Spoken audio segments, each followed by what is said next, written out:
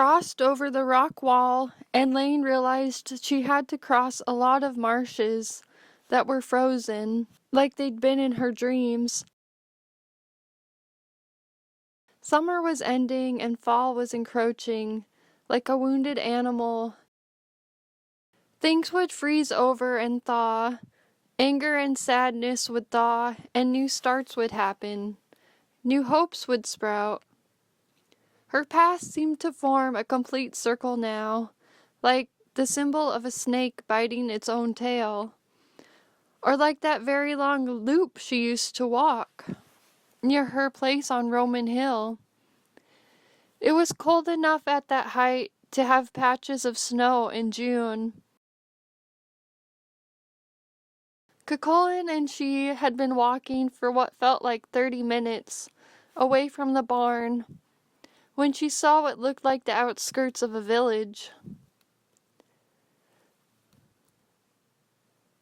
"I know you don't want to believe it," Laine said, "but Morrigan is a powerful shapeshifter.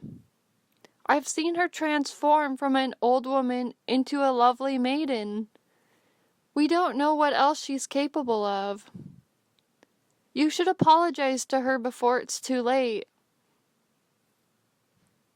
"Wait," Cuchulain said.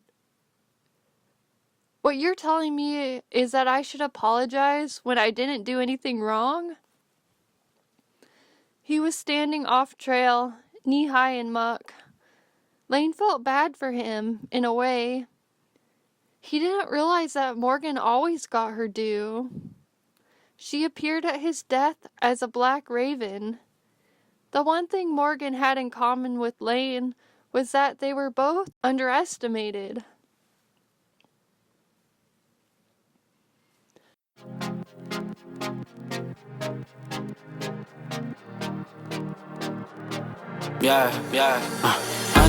Underrated, we the underdogs, underestimated, yeah. Underrated, we the underdogs, underestimated, we the one.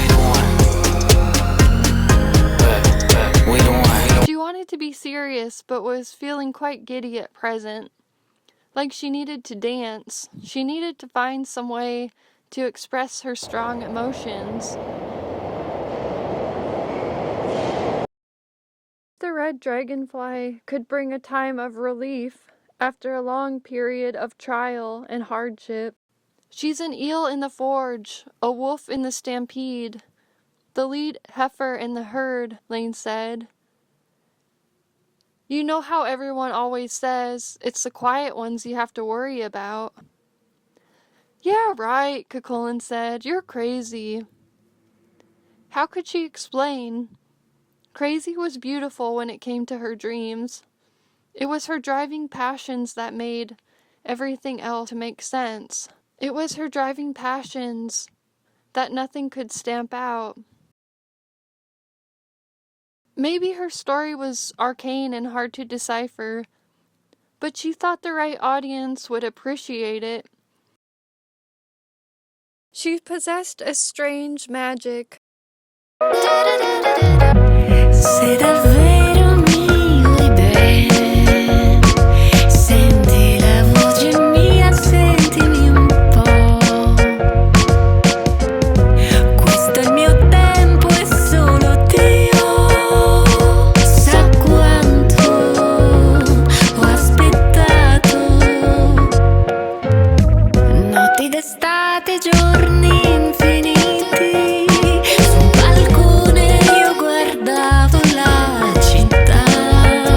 She tried to exhibit the grace and sovereignty of the deer and tried not to stumble over debris from the past. She needed her full attention for right now.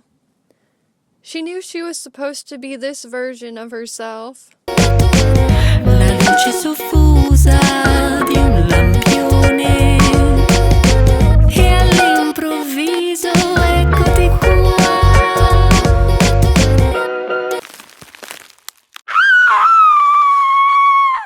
The roots of the trees weren't cracking. It was the bridge they were walking on, an extension of the Cuchulain trackway, the ancient road that crossed the marshes of Ireland.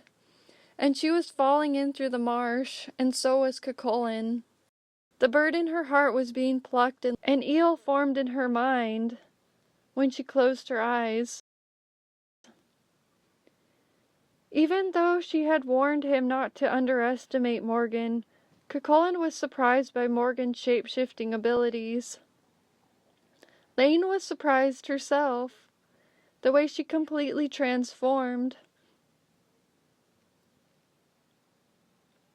Her truest and best self had taken shape after all the past lessons had been integrated. Her research said that water might be categorized in two ways: to purify and to bring about a bountiful harvest. That's why she was currently in the bogland. There was a lot of beauty that came from the murk and mire. In this way, with her fin, she was able to catch him off guard, dragging him under. Did eels have fins?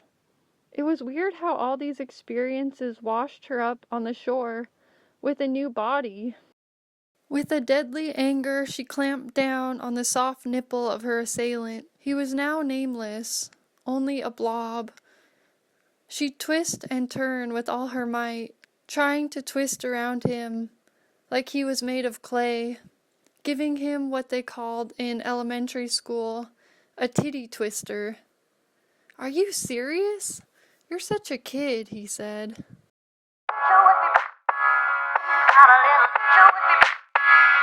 Got a little